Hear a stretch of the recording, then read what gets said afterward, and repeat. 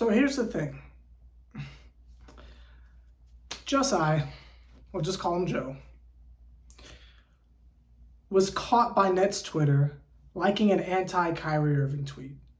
Now, this anti-Kyrie Irving tweet was very much, we're supporting Sean Marks going for culture rather than one individual player. We all know that's a shot at Kyrie Irving. When you dig deeper into the tweets of this individual that Joe liked the tweet from, this lady has a history of basically pure racism. That's not a good look. That is infringing on Dolan territory to where that's just not a good look. From the first standpoint of, you gotta be careful of who you're liking things from and retweeting things from. That's just social media one-on-one. And this is not the year 2012 where it's like, I didn't know. This is 2022. This is 10 years removed from the, I didn't know category and time period. You gotta look that's socially irresponsible at this point. So that's one aspect of it. The other aspect of it is if you are the literal owner of the team, why are you going around liking anti-tweets of your players? Now, this would be one thing if it was a burner account and he just was like off and on and it was a screenshot type. So it's still there. You can go to his likes and it's still there. Why are you liking anti-Kyrie Irving tweets? And this was about Sean Marks standing up against Kyrie Irving, quote unquote. And Joe decided, I'm gonna like this tweet. This man is scrolling through the interweb looking for Kyrie slander and just likety-like. Just peeping it, taking in the views, taking in the fumes, if you will. There's something not just morally, but just utterly wrong with that. Our owner hates Kyrie Irving. There's a problem. But what's the main problem, Sever? Where's the disconnect? Why do you, of all people, seem to care about this? Let me tell you what the problem is. And it's not what anyone else is talking about. Nets Republic is here to give you the inside scoop, if you will. Breaking sources. I'm here to give you what's really concerning about all of this. It's the fact that we're doing it now. We could have been traded. We could have been handled this already. It's the lateness for me. It's the delayed reaction for me. That's like if you're getting a physical and they hit your knee with a hammer and 3 weeks later you knock over the coffee table. It's the late reaction time for me. That's what I'm trying to figure out. Where was this anti-Kyrie stance when this man was telling us in the beginning of the season he wasn't going to be vaccinated and they had to make the decision off rip that they're just going to let man stay at home? And then caved in and let him play part-time, then let him be full-time, destroy the chemistry, scare off James Harden, get swept in the first round. Like, where was that energy in the beginning of the season? If y'all are so and this is what I was talking about when I was talking about Sean Marks not having accountability for anything. The fact that Steve Nash is safe in all of this is, I can't even think of an adjective. I need to buy a thesaurus to properly put into words my frustration level with this. But the fact that Steve Nash is escaping this is insanity to me, but that's neither here nor there. But that 9 months later, the only accountability I see is just throwing Kyrie Irving under the bus and saying, oh, you should have did better. Are you kidding me? What did I say 9 million times through this season? You could go back and look at the videos. You made the decision, bro. Sean, Joe, everyone involved. Y'all made the decision to keep him. Y'all could have been traded him. This could have been done. But y'all decided to wait. So we're stuck with him. Look at the tweets from Shams. Look at the tweets from Woj saying the same thing. Kyrie allegedly has a list of and you know we're deep in the dookie. You know we're deep in the doo-doo, if you will. We're deep in the Kanye West last album, Donda, if you will. Okay, we are deep in it. We are ankles and neck deep in it when we can't even trust a Woj and a Shams tweet. We have to hit allegedly on those two. Kyrie Irving allegedly has a list of teams he wants to go to, and it's a long, like somehow the Heat got on there out of nowhere. It is a long list. But what was at the bottom of Woj's tweet was, keep in mind, no team listed has enough cap space for him.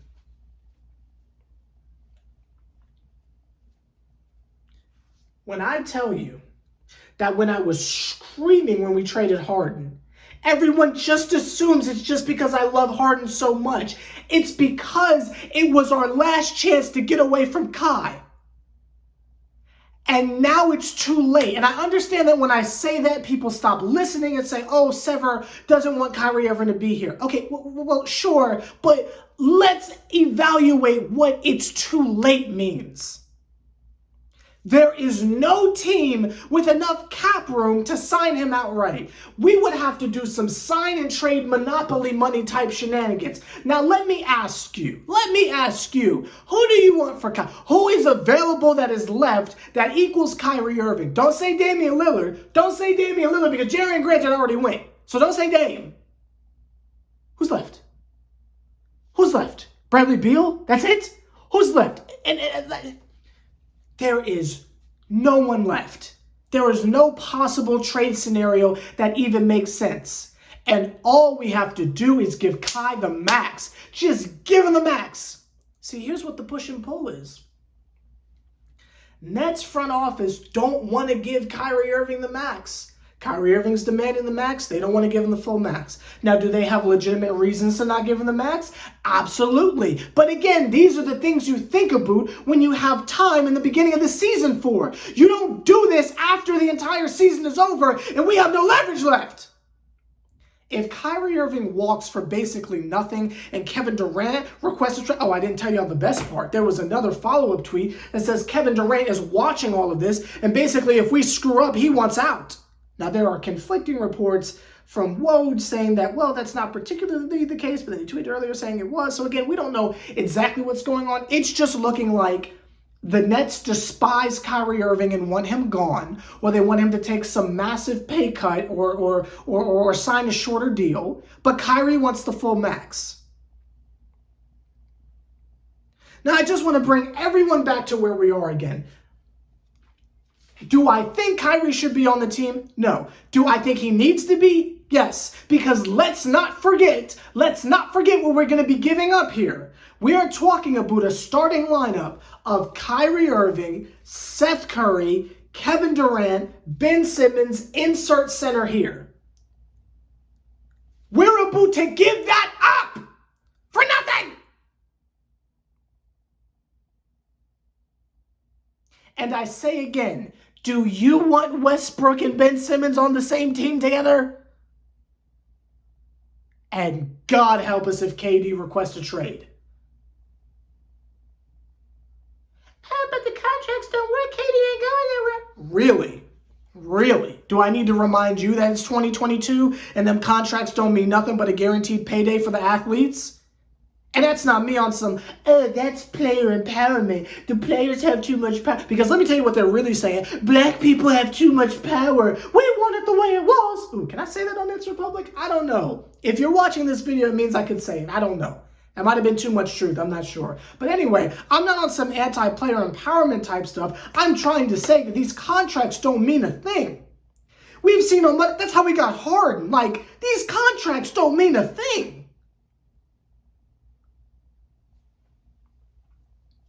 Now, there are other possibilities out there.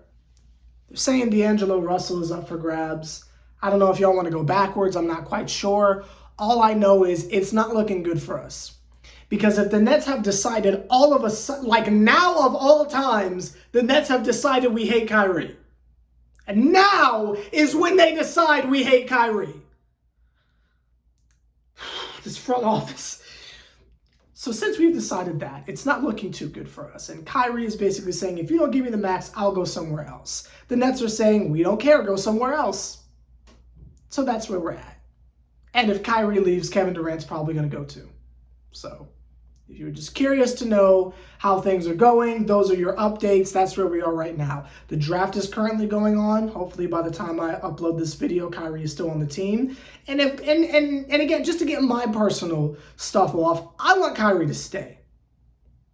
Just because we still have a chance. If Ben Simmons comes back and he's healthy, we still got a chance. But if Kyrie goes, that's it. And I'd rather at least have a chance than be screwed. I truly believe we're stuck with Kyrie. I don't really believe anyone wants him like that outside of the Lakers. I don't know how the Lakers would even make that happen. I feel like we're stuck with him. And I think as soon as everyone just comes to that understanding, whether you like him or not, he's very much a part of this team. He's very much a part of the core of the team.